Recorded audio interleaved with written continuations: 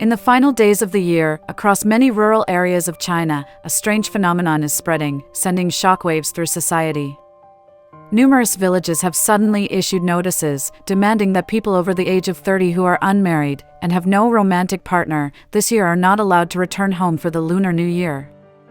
In some places, regulations go further, stating that if one does not bring a boyfriend or girlfriend home to be formally introduced, the village gates or residential compound entrances will be closed, and entry will be denied. What appears to be a joke has emerged precisely at a time of economic hardship and widespread rising unemployment. Images of waves of migrant workers leaving Huzhou, Guangdong, Changsha, and Chengdu, carrying large bundles of luggage on their shoulders, crowding onto long-distance buses, and departing the cities as early as the beginning of November, reveal a painful reality. Many people can no longer survive in urban areas and are forced to return to their hometowns when there are still 3 months left before the Lunar New Year. They are not returning for family reunions, but because they have run out of money, run out of jobs, and have no other choice. This is a notice for young men and women working in Huzhou. According to a notice from the higher-ups, for men and women who are still unmarried and don't have a partner even after turning 30, they say you won't be allowed to go back home and spend the Spring Festival this year.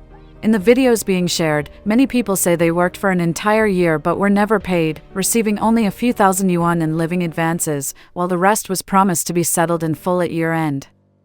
But before the year-end arrived, the factory had already shut down, the boss had disappeared, and that vague sum of money could never be collected. Some worked on construction sites all year, enduring rain and scorching sun, yet ended up with nothing in their hands.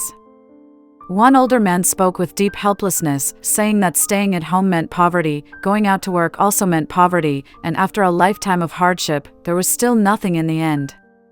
Even more frightening is the scene of hundreds of people standing in the freezing cold at dawn, competing for temporary jobs paying 150 yuan a day, only to be squeezed, insulted, and shoved by those known as labor brokers.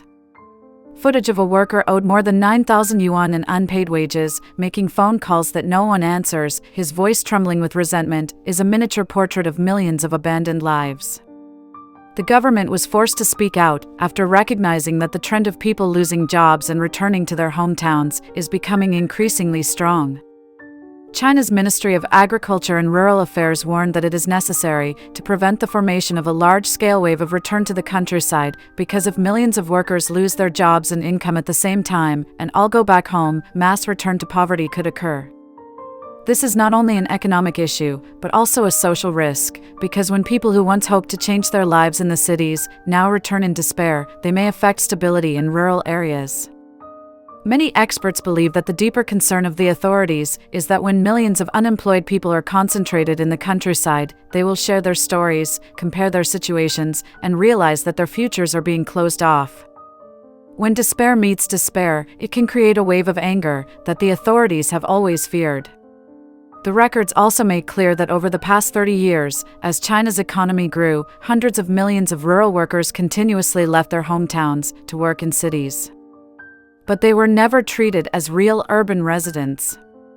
They had no household registration, no schools for their children, no housing, no pensions, and no social security. When the market was expanding, they were the driving force of growth. When the economy slowed, they became a burden. And now, the cities themselves are the first to push them to the margins.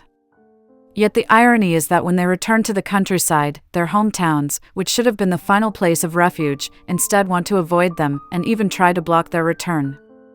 Banning those without a partner or without their own family is simply a way for villages to protect their own order and to avoid taking on additional economic and social pressure.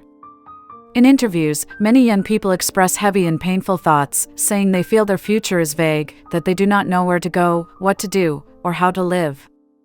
Some in the younger generation believe that if their parents were to pass away, they might no longer have the motivation to keep living. Job pressure, medical costs, housing prices, isolation in the cities, and the disappointment of returning home have caused many to lose faith in the future. One person said, "We do not want to end our lives, we only want to end the pain." When the poorest have nowhere left to retreat, they are forced to face the truth that no matter where they go, they remain at the bottom. And when the bottom reaches its limit of endurance, instability can emerge at any moment. Analysts warn that if this wave of return migration continues to spread, China could face its most serious social crisis in decades. In the end, the most bitter reality is not unemployment, nor poverty, but the feeling of being abandoned. The cities do not keep them, the hometowns do not want them back, and policies do not protect them. A country that once took pride in its economic rise now faces another truth: growth can slow, wealth can disappear, but once people's hearts grow cold, they are difficult to heal again.